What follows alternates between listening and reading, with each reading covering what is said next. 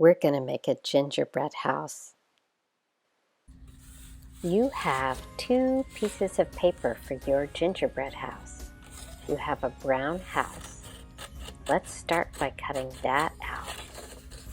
Remember, I'm holding it in one hand and cutting with the other. My scissors are pointing straight up.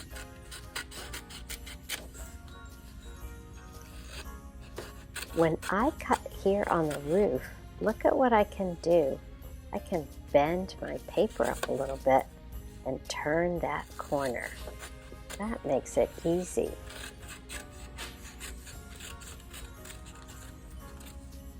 I want to save my scraps because I can make something else with them. When I cut my roof, I'm going to do the same thing. My scissors will always point away from me, and I will turn my corners carefully. And remember, if you accidentally cut off some of this roof, we can always glue it back together. Look at how I went straight along the bottom. That's because of my secret triangle trick. Look, I'm just going to put my scissors in here and then in here, and I can pull out the triangle. That looks awesome. When I think about where to put my house, I don't want to put it on the bottom. No way.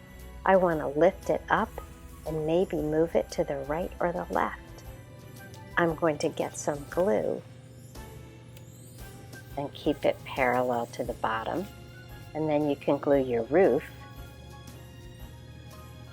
and set your roof on top so it kind of matches.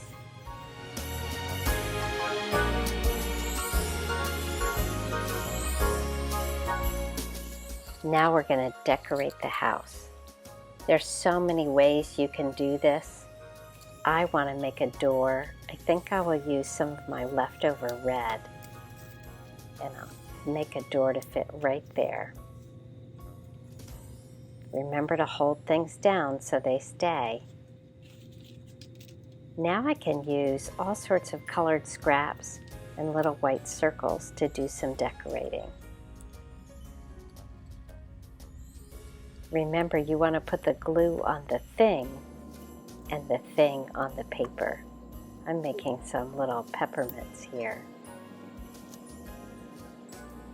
I have all sorts of colored squares that you can use anywhere you want in the house. You also have some construction paper that you can use to cut things out. I'm making some windows right now. Your windows don't have to look like mine. I've got a door handle. And then I thought I would put a chimney on my house. I'm using lots of scraps. Speaking of which, I think I want to use some of this brown to make a gingerbread person. And when I cut him out, I'm going to go around the edge of him first because that makes him easier to cut. Now I can just go in and cut all those little triangles out.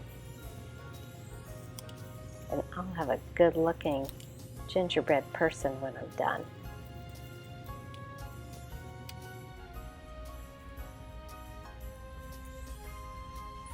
I think I might like a sidewalk, and I just picked a color and I'm cutting some rectangles.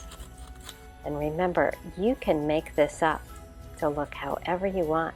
Maybe your gingerbread house has a full driveway in it.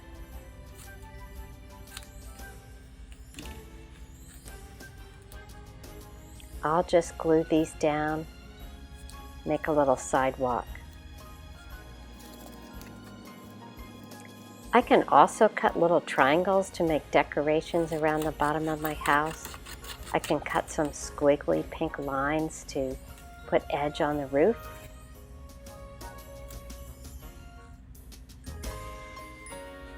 Again, it's whatever you'd like it to be. We want to put a horizon line that goes along the bottom of the paper so that we know where to put our trees.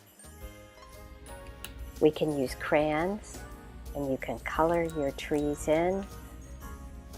Oh my goodness, it looks like there's an earthquake happening while I'm coloring my trees.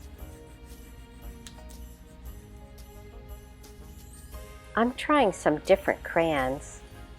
I noticed that this other crayon I tried was a little lighter than I wanted. Is my project ruined? No. I'm just going to take a darker crayon and fix that tree up. Maybe there's a way to sneak one more tree in on the other side of the house.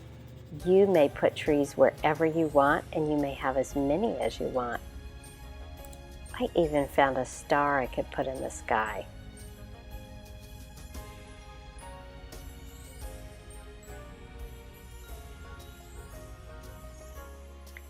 Now it's time to paint. I'm going to have a paper towel, some paint that I'm going to share with someone at my table, and a little brush with paint just on the end of it. I'll start to put my snow onto my paper, and I'm going to make my flakes kind of small. I could have a few big flakes, but I want mostly small and medium flakes. Oh my goodness, look at how fast my film is going. I want to think about where will the snow fall. It will probably collect on the tops of things. So maybe on the tops of the trees, there will be more snow than other places.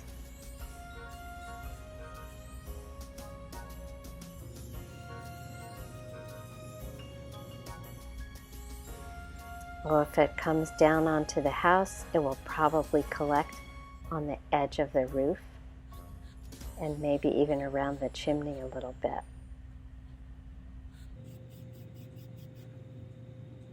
I'm stroking nicely with my brush. I'm not going to push it, I'm always going to pull it. Now it's time to paint the snow on the ground, and that's why you lifted your gingerbread house up a little bit, so there was room to have snowy ground.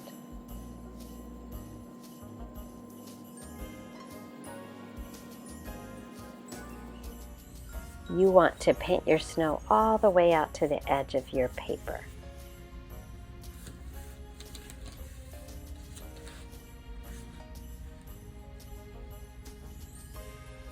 I think I might even have time to add a snowman next to my gingerbread man. Maybe they're friends. It might be fun to add some icicles to your gingerbread house. So you can hold little lines down underneath the edge of your roof to make those icicle-looking lines.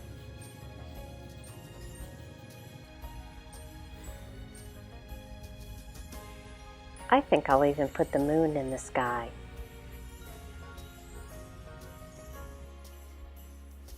Cleaning off your brush means just wiping it carefully on the paper towel. You can keep folding your paper towel in half and half again, and that'll keep giving you a clean surface. And your project is finished. I hope you had fun.